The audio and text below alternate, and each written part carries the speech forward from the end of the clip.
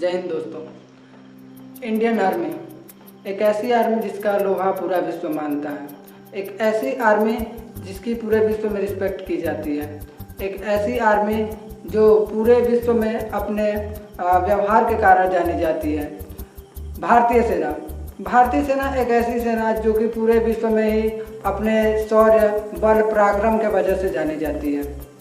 हमारी भारतीय सेना को परेशान करने वाले सिर्फ दो ही कारण हैं, पहला पाकिस्तान और दूसरा चाइना।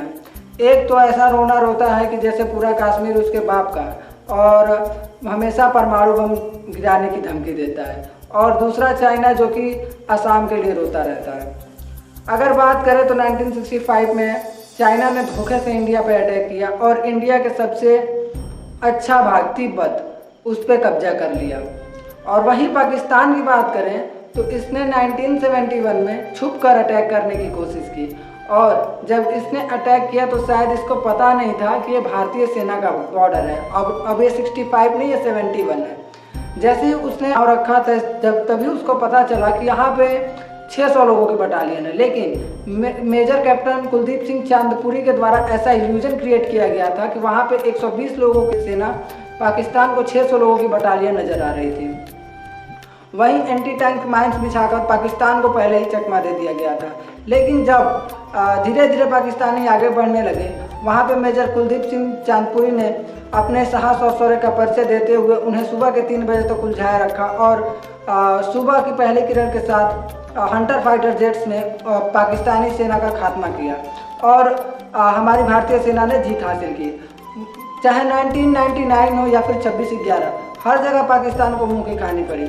उसके बाद आता है पुलवामा अटैक। पुलवामा अटैक में भारतीय सेना में सीआरपीएफ के काफिले को पुलवामा में ले जाया जा रहा था। वहाँ पे एक स्ट्रेंजर कार जो कि काफिले के बीच में घुसती है और ब्लास्ट हो जाती है, और वहाँ हमारे भारतीय सेना के बहुत सारे जवान शहीद होते हैं।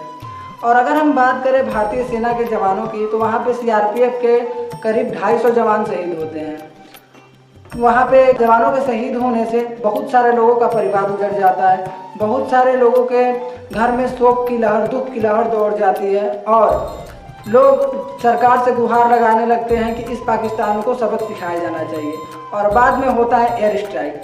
उस air strike, Balakot surgical strike में पाकिस्तान के 400 टेररिस्ट को मार दिया जाता है और उनके 4 से ज़्यादा कैंपों को उखाड़ दिया जाता है। उसके बाद हमारे भारतीय सेना में कई सारे हथियार ऐसे हैं जो कि हमारे भारत को और शौर्यवीर बनाते हैं। जैसे हमारे भारत में भीष्म टैंक, राफेल, चिनूक जैसे हथियार हैं, और हमारे भारत में S-24 जैसे लॉन्चर्स, सुखोई जैसे विमान, राफेल जैसे विमान और अपाचे जैसे हेलीकॉप्टर हमारे भारत की शोभा बढ़ाते हैं। वहीं हमारे भारत के पास अपना एयरक्राफ्ट कैरियर, न्यूक्लियर सबमरीन और बहुत सारे हमारे पास ऐसे आधुनिक हथियार हैं जिससे हम लड़ पाने में सक्षम हैं। वहीं नीचे आगे बढ़े तो चाहे कैप्टन अनुज नैयर हो, चाहे वीर अब्दुल हमीद, सबने भारतीय सेना के शौर्य और पराक्रम से भारतीय सेना का सर गर्व से ऊंचा किया है। धीरे धीरे आगे बढ़ते रहें तो हमें देखने को मिलता है कि हमारी भारतीय सेना समय के साथ साथ बहुत एडवांस हो चुकी है। हमारी भारतीय सेना बहुत सारे एडवांस सिस्टम से अब लैस हो चुकी है, बहुत सारे एडवांस हथियारों से भी लैस हो चुकी है। लेकिन वहीं भारतीय सेना की बात करें तो वहीं पुराना टेररिस्ट और वहीं पुराना चाइना जो कि भारतीय सेना को हमेशा से परेशान करते आ रहे हैं।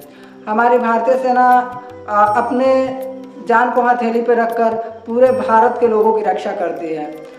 वहाँ पे भारत के बॉर्डर पे रहने वाले भारतीय सेना के जवान या तो किसी के भाई हैं, या फिर किसी के पति हैं, या फिर किसी के बेटे हैं, या फिर किसी के पिता हैं, और वो हमारे देश की रक्षा कर रहे हैं। और इसी क्रम में भारतीय सेना में औरतें भी अपनी प्रथम भूमिका निभा रही हैं, और बीएसएफ के साथ साथ वो एयरफोर्स हो या नेवी हो, सारे डिपार्टमेंट में भारतीय सेना का सर गर्व से ऊंचा कर रही हैं।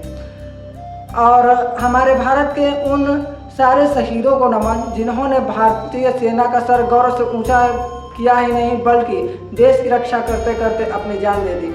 और मैं उन सारे शहीदों को ट्रिब्यूट करते हुए मैं यही कहना चाहूँगा, Indian army is the best army of the world, और भारतीय सेना हमेशा विश्व की सबसे बड़ी और सबसे अच्छी सेना रहेगी।